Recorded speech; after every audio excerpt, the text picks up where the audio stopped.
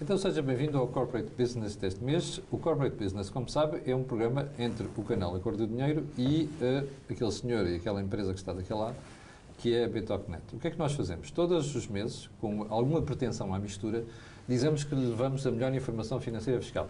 Esta é da responsabilidade do José Pedro Farinha. E isto serve para nós ajudarmos quem está desse lado a entender estas questões de informação financeira e informação fiscal. Ora, o que é que vamos falar no programa deste mês? CIFID, já ouviu falar? É um fundo, aliás, é um sistema que permite ajudar no investimento das empresas, tendo em conta critérios de inovação. Mas já vamos ver isto aqui um bocadinho. Primeiro vamos ao Vox Pop deste programa.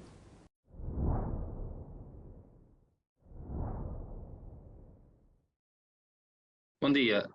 O CIFID é o benefício fiscal em Portugal que dá um benefício não financeiro, mas fiscal às empresas para apoiar as atividades de IDT que as empresas executam durante um exercício fiscal. Neste momento é o maior benefício fiscal que existe em Portugal em vigor e que permite, no limite, abater a totalidade da coleta numa empresa. Passo ao exposto, é um dos incentivos mais importantes que as empresas devem apoiar, porque permite reinvestir o crédito fiscal em novos produtos e serviços. Está esclarecido? Bom, se não está, tem aqui três pessoas que lhe vão explicar melhor esta matéria hoje. A começar ali pela extrema esquerda, geograficamente falando, obviamente, o José Pedro Farinha, CEO da Betocnet. Ao meio, a nossa Isabel Cipriano. E aqui, à minha esquerda, está o Bernardo Meira, que é partner de Venture Capital, precisamente de Bluecrow. E já agora faço o disclosure aqui, nós temos uma relação próxima com a Bluecrow, o que não significa que devamos deixar de ouvir quem desenvolve e quem é especialista nestas matérias. Daí o termos aqui o Bernardo. Zé Pedro, vamos lá tentar perceber porque é que escolhemos este tema para este mês. Então, bom dia e obrigado por estarem connosco. Escolhemos este tema porque o CIFID, e como o David explicou muito bem, é talvez o principal benefício fiscal que apoia o investimento em inovação e desenvolvimento. E é um benefício que tem uma majoração importante, que já vamos desenvolver tecnicamente, e este ano é o último ano em que temos a oportunidade de ter essa majoração. Como é um benefício fiscal que prevê um crédito de imposto se excedermos o valor da coleta, tanto que pode ser usado nos próximos 8 anos. Vou-te pedir um favor, trocar isto por miúdos, porque na nossa audiência há muita gente que não é especializada e não conhece os termos de contabilidade. Eu peço desculpa, às vezes falo contabilês quando me entusiasmo. Em português, as empresas podem majorar o investimento que fazem em investigação e desenvolvimento através do CIFID, que lhes permite reduzir os impostos até 82,5%. Pois, ou seja, pega-se no valor de investimento e aumenta-se o peso que ele tem nas contas para efeitos fiscais. É isso que estamos a falar? Não, abate-se diretamente no valor do imposto o montante de investimento e pode ir até 82,5% do imposto que se paga. Então, se uma empresa tiver que pagar 100 mil euros de IRC e tiver investido 100 mil euros de IRC em CIFID, e depois já vamos ver as formas de fazer esse investimento, só abate 82,5% desses 100 mil que tem a pagar ao Estado. Portanto, que implica uma majoração... Portanto, só pagaria os restantes 18 ou 17,5%. Exatamente. Bom, é só para quem está daquele lado. E os 82,5% porquê? Porque o benefício fiscal é 32,5% do valor do imposto. Sim. Mas há uma majoração, portanto, podemos aumentar esse valor desse benefício em 50% relativamente à média dos últimos anos. Dos últimos 2 anos. E isso leva-nos, então, os 32,5% mais 50%, dá os 82,5% que abate diretamente. Que é um valor significativo. É. Este ano é o último ano que temos esta majoração destes 50%. Sim. Atendendo a que algumas empresas têm liquidez em excesso, portanto, não são muitas, mas algumas têm. Aleluia!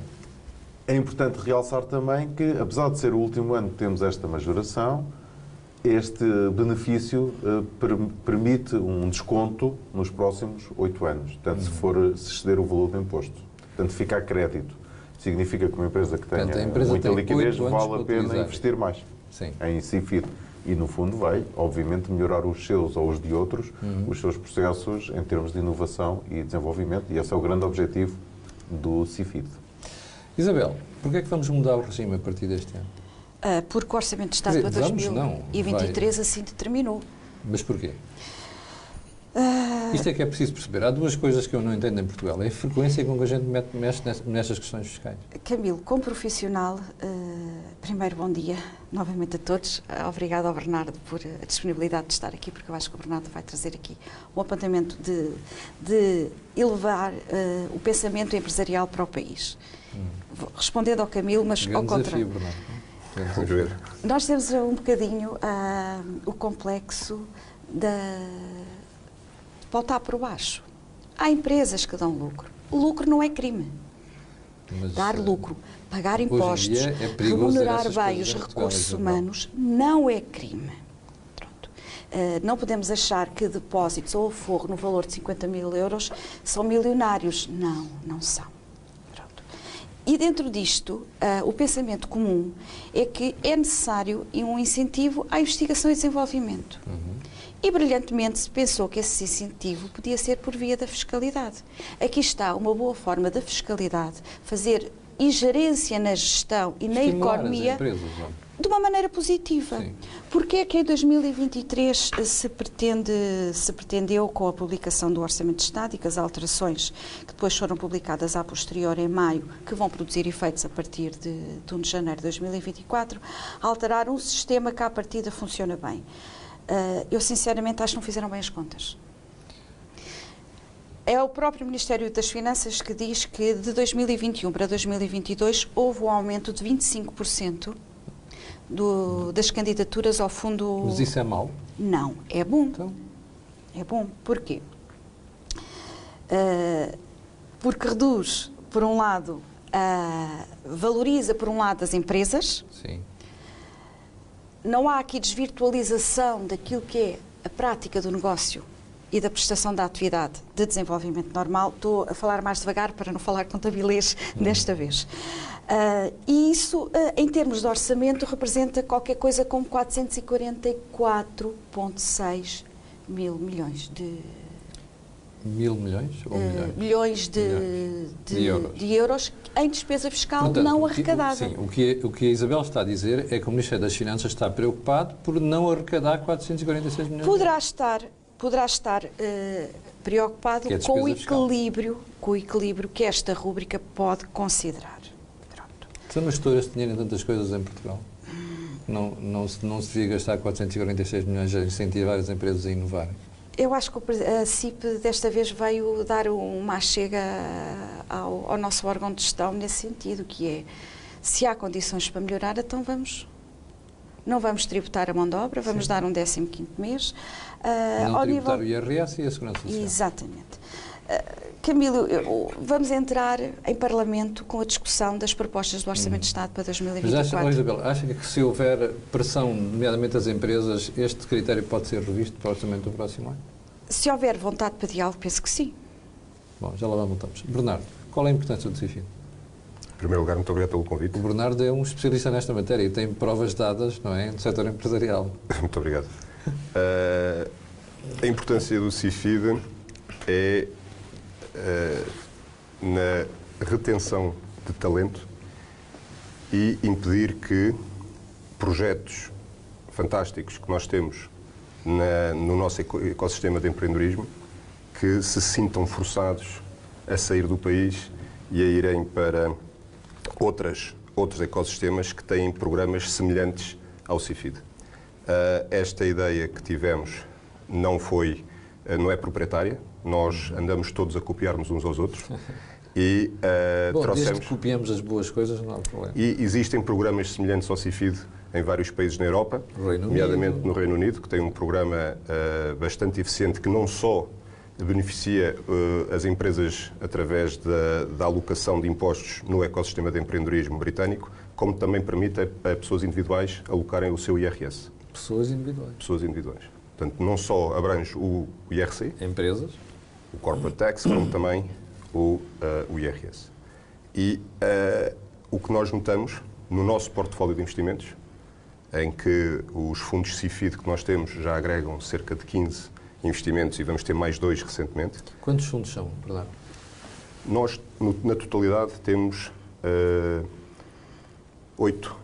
9 fundos relacionados com o CIFID. Ok. E há bocado disse que já tinham 15 investimentos. 15 investimentos. Qual é o total de montante do investimento? Bom, cerca de 90 a 100 milhões de euros. Ok. E este investimento todo foi estimulado precisamente por causa desses benefícios fiscais? Sim. As empresas que nós investimos são empresas que têm muito risco pelo estágio em que são. Pois. Nós investimos em pessoas. Nas pessoas nós confiamos, mas aquilo que eles vão fazer é projeto de ID. E o ID é altamente subjetivo. Pois. Nós fundamentalmente investimos em equipas que têm uma ideia, que têm já um protótipo bastante desenvolvido ou que têm uma ideia já bastante avançada em nível laboratorial e nós ajudamos-los a passar da escala laboratorial para uma escala industrial e consigam chegar às vendas o mais depressa possível e provar, ou seja, uma fase piloto. Esse é o nosso foco. E procuramos estar fora dos grandes centros urbanos, desenvolver o interior, criar emprego e capacidade de exportação. E aparecem ideias e projetos de investimento fora dos grandes Muito centros mais do que nós imaginamos. Quando nós estamos a passear pelo país, a conhecer empresas pagadoras de impostos, vemos que muitas vezes a pergunta que eles nos fazem é: mas há projetos para este dinheiro todo? Pois, mas há mesmo. E há mesmo. Mas há mesmo. E há mesmo, e inclusivamente... E já agora realçar o que o Bernardo disse, e é um aspecto que gostava de tratar aqui no programa. De facto, é uma surpresa, nós andamos por fora dos grandes centros urbanos e os projetos que aparecem pela frente e empresas realmente de qualidade são uma coisa que impressiona. São uma coisa que impressiona. Muito, muito surpreendente e gratificante. Essa é, na minha opinião, a importância deste programa do CIFID. Porque isto é dinheiro otimizado. Exatamente. O dinheiro suado, poupado, dificilmente tem a capacidade de tomar este nível de risco. E entendemos que dificilmente a larga maioria das empresas onde nós estamos presentes, provavelmente não conseguiriam ver a luz do dia se não fosse este Portanto, programa. isto é uma forma de contribuir porque as empresas investem no risco, minimizando esse mesmo risco. Exatamente. Porque, ao fim e ao cabo, o risco que eles estão a ter é de entre 17,5%, muitas vezes assumem risco de 30%, porque a fórmula é regressiva, portanto, o benefício é decrescente ao longo do tempo. A melhor forma de investir é investir num ano e depois ficar 2 anos sem investir e depois investir no 3º ano. Essa é a melhor estratégia de investimento, mas quando invista com toda a convicção. O programa já está a ser... não é a primeira vez, esta foi a última vez que falaram sobre este tema e que alteraram as regras de forma bastante intensa, retiraram a taxa incremental, que o José falou há pouco, e aumentaram a obrigação da presença no fundo de 5 para 10 anos. Ora, isso é um grande desincentivo. Nós acreditamos que haverão empresas que irão continuar a investir em CIFID indireto, porque aquela primeira apresentação refere o CIFID direto, que é as empresas fazerem o seu próprio ID, e essa parte da lei não foi alterada, ou seja, é importante também chamar a atenção de todas as empresas que elas podem continuar a fazer ID direto, indiretamente, através dos fundos de capital de risco. É que vão sofrer um grande desincentivo, embora nós ainda acreditamos que haverão empresas interessadas em continuar a contribuir para o ecossistema do empreendedorismo português. Sim. Zé Pedro, esta questão do direto e indireto é importante. Para a alteração fiscal. É muito importante. E eu ainda gostava de voltar um bocadinho atrás e pegar no que a Isabel disse. Porque nós em Portugal esquecemos muito que quem cria riqueza são as empresas. Exatamente. E o desenvolvimento através de inovação e desenvolvimento vai aumentar o contributo da riqueza das empresas. Através de contratação de mão de obra especializada, de jovens que deixam de ir para fora, através de investimentos em tecnologias mais avançadas, em maquinarias mais eficientes, mais amigas do ambiente, etc. Portanto, estamos a deitar fora uma grande capacidade de fazer isso através de fundos de investimento. Porquê o direto e o indireto? Porque o direto é difícil. Porque quantas empresas em Portugal têm capacidade de investir, portanto, que já geram resultado positivo, têm lucro, mas têm capacidade de investir em projetos de inovação próprios, não é? Portanto, é difícil. E sobretudo com risco, como dizia o Bernardo. Não é? Aí o risco é mais controlado, porque um projeto próprio é direto. Portanto, a empresa tem que primeiro obter idoneidade na ANI, que é um processo chato, mas relativamente fácil, ok? E depois tem que criar um projeto interno onde vai desenvolver algo que vai mudar a sua vida do ponto de vista de inovação. Mas eu digo isto porque nós não temos a certeza depois do que sai dali, porque é um projeto de investigação, no fim de contas, não é? É. E tem que ser aprovado, não é? Pronto. E, portanto, há muitas empresas que já têm os seus processos muito maduros, que estão a gerar dinheiro e que estão disponíveis para fazer investimentos em ID, não dos próprios, mas até em tantos projetos que Portugal, felizmente, vai incubando. Não é? Portanto, nós temos cada vez mais bons idiotas que vão lançando projetos novos e que precisam de dinheiro, precisam de apoio. E há empresários disponíveis para fazer isso. E o CIFID indireto, portanto, através de fundos de investimento, permite canalizar algum dinheiro para isso. E embora sejam projetos de risco para o fundo, na verdade, para quem mete o dinheiro, o risco, eu diria que é nulo, não diria que é 17,5%. José, deixa-me só pedir para meterem no ar o gráfico, nós temos o gráfico com a votação. E lá está. Posso pedir à Regi para ampliar, já agora colocar a cheio, que é para nós percebermos qual é a tendência de voto neste momento. Que pergunta é que estamos a fazer, José Pedro? Qual é a importância Qual é a importância do CIFID no investimento de investigação e desenvolvimento? Bom, ali a cor vermelha é dominante e ponto, que é muito importante, não é? Segundo conseguimos ler daqui. Bom, sim, desculpa, termina a ideia. Sim. E é muito importante por isto, porque vai disponibilizar dinheiro para que os fundos corram o risco de investir nestes projetos, mas quem coloca dinheiro no fundo, o risco é muito diminuto. Porque, na verdade, é partilhado com o Estado. Exato. E este era o grande incentivo que o Estado podia dar no desenvolvimento, na inovação e desenvolvimento das empresas e destes projetos novos, que, retirando esta capacidade de fazer o fundo, este investimento em CIFID via indireta, vai retirar muito dinheiro a estes investimentos, não é? Bom, tu partilhas a opinião de Isabel em termos de explicação porque é que isto está a acontecer, que tem a ver com o Estado ter uma despesa fiscal elevada e está preocupado com a receita? Eu até acho que só pode ser. Porque, repara, se nós olharmos para o 2030, em que a maioria dos projetos estão canalizados para a inovação produtiva e para o desenvolvimento em inovação, então não faz sentido que um benefício fiscal que canalizava tanto dinheiro via fundos de investimento para a economia, para o desenvolvimento destes projetos, tenha um castigo, não é? Claro que continua a ser, e eu defendo que continua a ser muito interessante o investimento indireto, como o Bernardo explicou bem. Mas é diferente ter um risco de 17,5%, que é praticamente nulo, porque se tudo corresse mal ao reconhecer a imparidade do investimento, na verdade aquilo dá zero, até dá um bocadinho positivo, é diferente ter esse risco ou ter um risco de 30 e tal %. Né? Portanto, já o cenário muda de figura, mesmo a gestão do próprio fundo, e o Bernardo saberá explicar isto melhor que eu, vai ter que ser mais agressiva, vão ter que arriscar mais para que possa ser rentável o investimento. Não é? Sim. Já volto ao Bernardo. Isabel, estas alterações acabam por prejudicar depois não só o quadro normativo, mas até a própria previsibilidade, não é? Com que as empresas decidem fazer as suas apostas. A instabilidade fiscal em Portugal tem sido o grande motor de duas coisas. Já falámos nisto noutros programas, sim, mas hoje vamos dizê-lo mais claramente. Uma das principais razões dos jovens saírem do país é a instabilidade. É verdade? Isto não está a ser dito. Tem que ser dita a letras gordas. E uma das principais razões do receio e da desatratividade do investimento é esta incerteza fiscal. Esse é o primeiro ponto. Portanto, o Bernardo, as empresas como a do Bernardo, vão ter grandes desafios com esta mudança, porque vai ser muito mais difícil atrair investidores que queiram investir. E queiram correr o risco. É a mesma coisa que nós vamos fazer aqui uma análise comparativa, porque hoje estamos num patamar muito técnico. É a mesma coisa que atrair turista. A gente quer atrair turista que vá ao restaurante ou queremos atrair turista que vá ao supermercado? O que é que nós queremos para a nossa economia?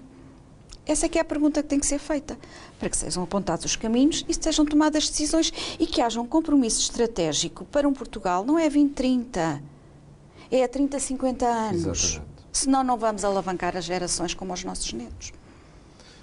Bernardo, o Zé Pedro dizia há bocadinho que para vocês fica um bocado mais difícil gerir e de convencer investidores e que têm que ser mais agressivos. É isso que vai ter que acontecer?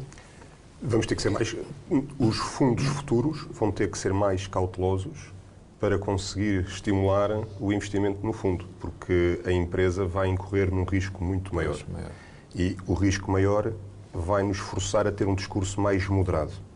Atualmente, nós conseguimos assumir nos nossos investimentos maior subjetividade, porque existe um grande conforto financeiro na forma como as empresas investem. Ao fim e ao cabo, elas estão a alocar, o risco delas é muito, muito pequeno. Nós procuramos analisar e tomar decisões de investimento. Mais uma vez, as pessoas é o mais importante. São pessoas com ideias, muitas delas já demonstradas e que precisam de ter comprovação, prova de demonstrar-lhes que funcionam. No vosso caso, nos 15 investimentos que me dizia há bocadinho que já tinham feito, está a correr bem? O caminho entre o ponto A e o ponto B nunca é uma linha reta. Alguns deles tiveram o Covid e a guerra, obviamente que afetaram nomeadamente aqueles que estão em construção. Os que tiveram em construção, não houve nenhum orçamento que fosse cumprido, todos eles derraparam. O início da operação também tornou-se muito mais desafiante do que aquele que nós inicialmente tínhamos previsto. Demora mais tempo, a tração das vendas demora sempre mais tempo do que inicialmente previsto. Bernardo, e destes todos, quantos é que poderão de facto chegar ao algum e ter... Até agora todos eles. Até agora todos eles. Todos eles têm, portanto, potencial. A questão é a velocidade com que eles chegam ao mercado. Okay. Mas todos eles chegam lá. O que significa que é dinheiro bem gasto pelo Estado nestas coisas, não é? Até agora, graças a Deus, que está a correr tudo bem. E posso-lhe pedir para nos explicar assim brevemente quais são as áreas em que os investimentos estão feitos? Até por orientação para quem nos está a ver e se tiver ideia. A nossa metodologia de investimento depende de fundo para fundo. Temos fundos que estão mais orientados para robótica e inteligência artificial. E há muitas ideias e muitos projetos. Aí há muitas ideias e muitos projetos também. Aí temos cerca isto é uma área que requer brain, não é? Talento, cabeças. Portanto, é bom reter as pessoas. Nós estamos a investir em pessoas. Sim. Estamos a investir em uma hora. Em uma hora. E depois temos uma zona de fundos mais industrial, mais orientada para a bioeconomia, a alimentação sustentável e a medicina, as ciências da vida. Mais ciências da vida do que medicina. Portanto, temos aí 2 projetos que estão mais ligados à área medical. E procuramos estar nesse sentido porque aquilo que se chama o ethos, que para quem não conhece é uma espécie do nosso credo. Nós defendemos a autossuficiência local.